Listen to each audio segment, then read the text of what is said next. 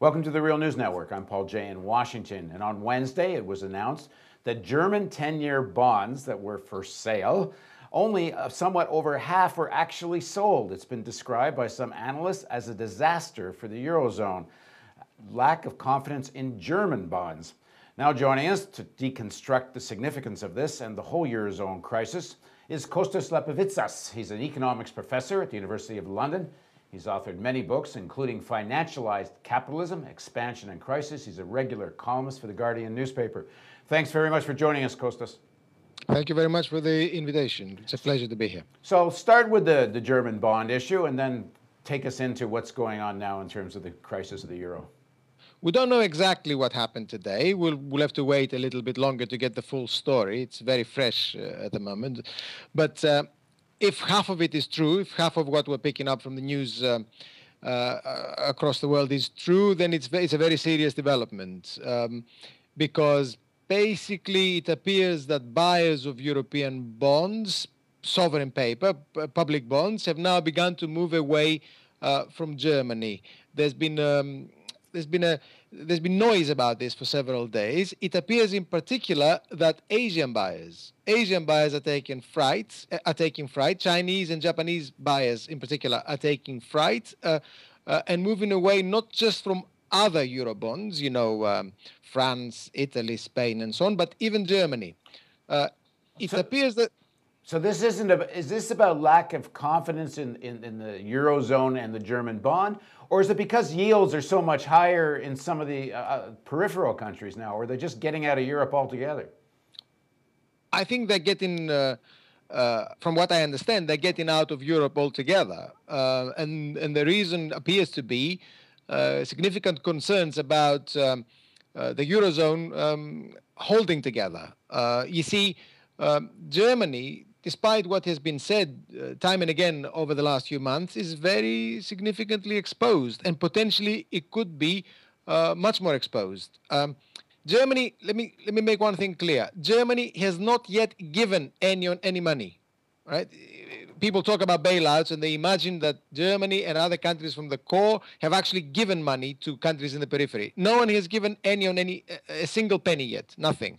However, Germany has actually, in one way or another, taken upon itself significant risk from its intervention so far, mostly through the Bundesbank, mostly through its own central bank and the way in which it is implicated in the European system of central banks, the ECB, the European Central Bank. A lot of the purchases that the European Central Bank has made of sovereign bonds of countries in difficulty effectively mean that some risk shifts towards the Bundesbank. So that potentially means a risk for the German state. Now, German debt, public debt, is not insignificant. It has never been insignificant. It's actually worse than Spain. It's actually higher than Spain. So Germany already has a significant debt, and it's acquired some hidden debt through the Bundesbank. Now, any talk, as has happened the last few weeks, of the European Central Bank issuing Eurobonds or purchasing the bonds of other states in huge numbers, effectively means that Germany would be acquiring even more risk, even greater potential problems as far as debt is concerned. Germany is basically asked to underwrite the whole thing. The German economy is not big enough. It's not big enough for this, and it already has significant amounts of debt. So it appears, again, we don't have the full story, but it appears that non-European investors, particularly Asian investors, are getting cold feet out of this. So let's go back to basics here, because there's lots of different theories and analysts talking about why this crisis is taking place. What is your take on the roots of this? The problem with this is something which a lot of US economists and non-continental economists pointed out many times before. Economists who came from different ends of the political spectrum, incidentally, very conservative ones, but also non-conservative Keynesians and so on. People pointed out at the beginning of this attempt to form a monetary union that it didn't make sense to put economies and countries of very different levels of competitiveness, very different patterns of productivity growth and levels of productivity into one monetary union and to impose on them a common fiscal policy, or at least common fiscal discipline, a common monetary policy, and to take away from them the freedom to change the exchange rate.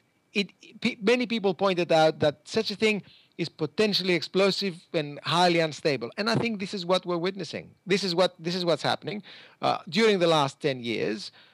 These economies that entered at very different levels of productivity and competitiveness have actually diverged, have actually become even more sharply different when it comes to competitiveness and productivity, and that's the root of the trouble. Now, some people have suggested that Germany has benefited a great deal over the past decade with keeping the German mark down, being able to flood the peripheral countries with German products, and this is somehow, to some extent, chickens coming home to roost.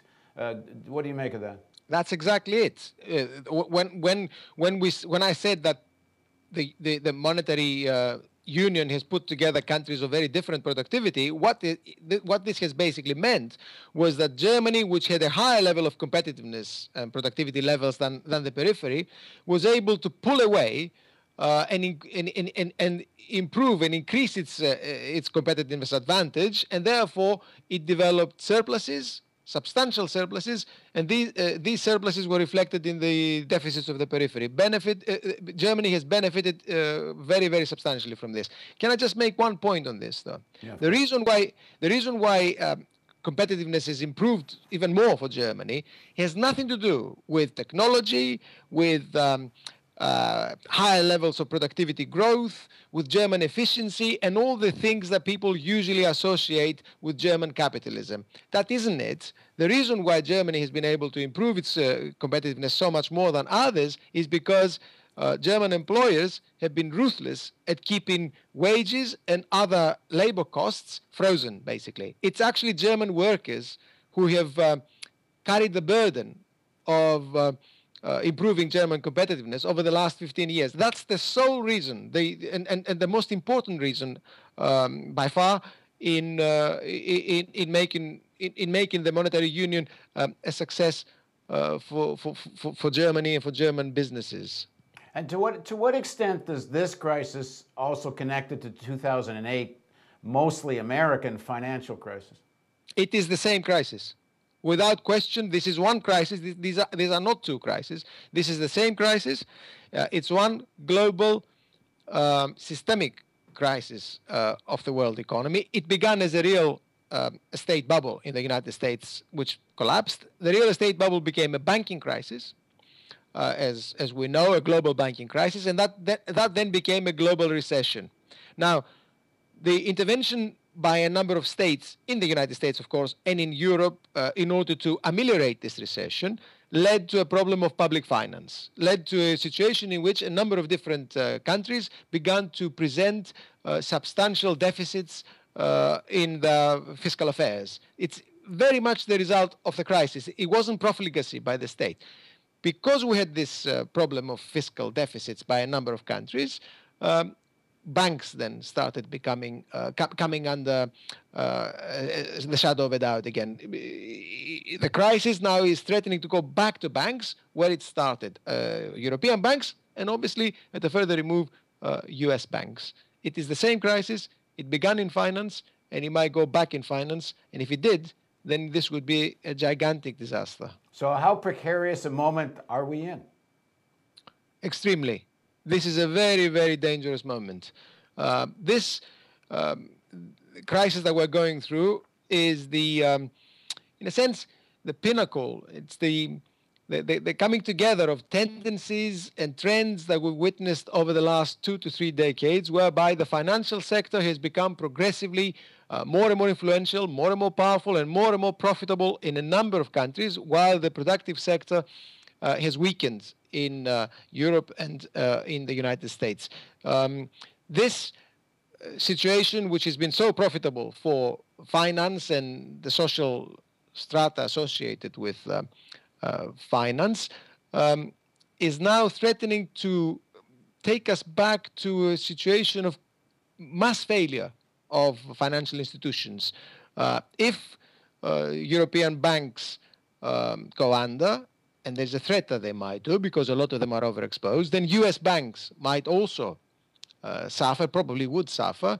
And then if the banking system of Europe and the US began to malfunction so badly and banks began to collapse, then we might see a vast recession in Europe and in the United States. This has every chance and all the potential of becoming the biggest crisis ever in the history of capitalism.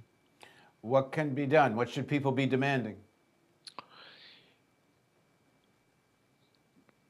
The demand should be different at different levels and in different countries. They cannot be the same demand so easily formulated for many different countries. But one demand that is very, very similar in many countries is control, command over finance. Finance must be leashed. It must be put under control again.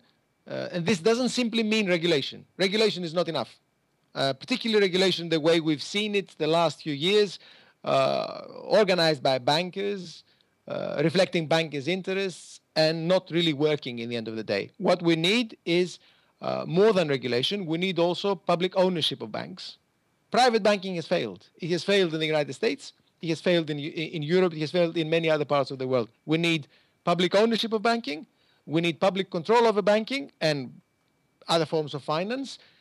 We need to tame that monster, bring it back under some kind of control, and then we need to begin to think of how to restructure the real economy, how to rejuvenate production, how to begin to create jobs, and how to reinvigorate real activity, as it were, in order to create rising incomes and stable employment. The United States is one of the key countries that needs this. Real incomes, as I'm sure you know, have been stagnant in the United States for 3 decades for the majority of the population, while they've been increasing enormously for the top 1%.